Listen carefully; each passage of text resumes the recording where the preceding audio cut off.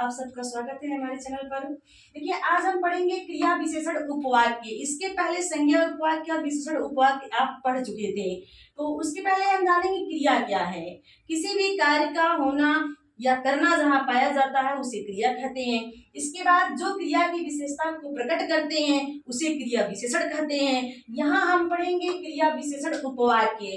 क्रिया वाक्य में किसी भी वाक्य में आने वाले जो आश्रित उपवाक्य मुख्य उपवाक्य की, किसी भी वाक्य में आने वाले जो आश्रित उपवाक्य होते हैं मुख्य उपवाक्य की क्रिया की विशेषता बताते हैं, उन्हें हम क्रिया विशेषण उपवाक्य कहते हैं। जैसे जब मैं वहां गया तब वह आ गई, वहां जहां कहां।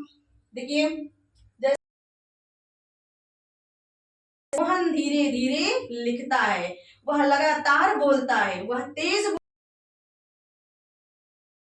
हो रहा है। अब हम देखेंगे क्रिया विशेषण उपवाक्यों के भेद। क्रिया विशेषण उपवाक्यों के मान लिया गया है अपवाद में। देखिए पहला है कालवाचक, दूसरा है स्थानवाचक, तीसरा है रीतिवाचक, कारणवाचक या परिमाणवाचक।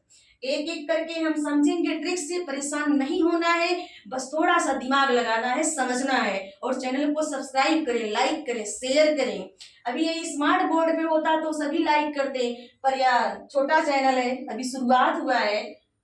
देखिए आगे कालवाचक, जिस विशेषण उपवाक्य में समय का बोध होता है। किसका? समय का। काल का मतलब ही समय का होता है, इसी हेडिंग में ही आपका आंसर छिपा हुआ है। जैसे जब बिजली चली गई सभा विसर्जित हो गई, जब, कब, तब, ये किसका होता है? समय का। जैसे कल, परसों, अवधि भर, ये किसका बोधक होता है? समय का। अगला है स्थानवाचक, ऐसे क्रिया विशेषण उपवाक्य जिससे स्थान का बोध होता है, जगह का बोध होता है, वह स्थानवाचक होता है। जैसे जहां खेत थे वहां बहुमंजिले भवने बन गए। ऊपर, नीचे, आगे, पीछे, दाएं, बाएं दिशाएं सब क्या होते हैं? स्थान होते हैं। अंदर, भीतर, स्थान। वह अंदर बैठी थी तो अंदर क्या हो गया? स्थान हो गया। ऐसा भी एग्जाम्पल पूछा जाएगा।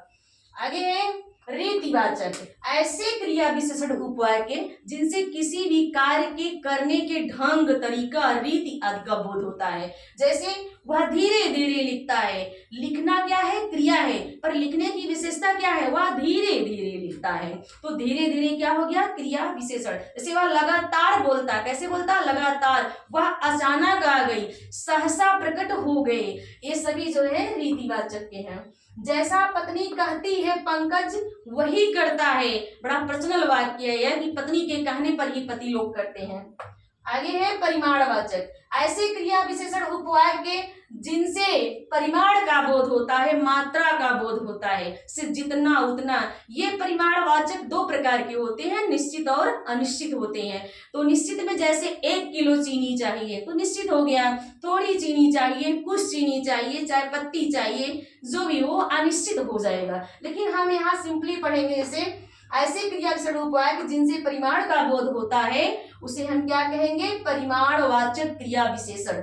जैसे जितना पानी जमा था उतना बह गया, जितनी चीनी थी मैंने चाय में डाल दिया।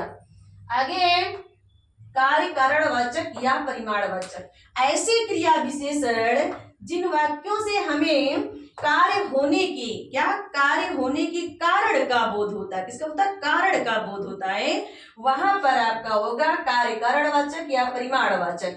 से यदि कूलर ठीक होता तो गर्मी नहीं लगती, तो यहाँ क्या कार्य का कारण दे रहा है, क्यों नहीं गर्मी लगती? जब कूलर ठीक होता, यदि कूलर ठीक होता, और कूलर ठीक नहीं है तो इसलिए गर्मी लग रही है। यदि, यद्यपि, तथापि, क्योंकि, ताकि ऐसे वाक्यों में आएंगे। इस वाक्य का यही पहचान है, यदि, यद्यपि, तथापि, क्योंकि, ताकि। धन्यवाद। चैनल को सब्सक्राइब करें, लाइक करें, शेयर करें।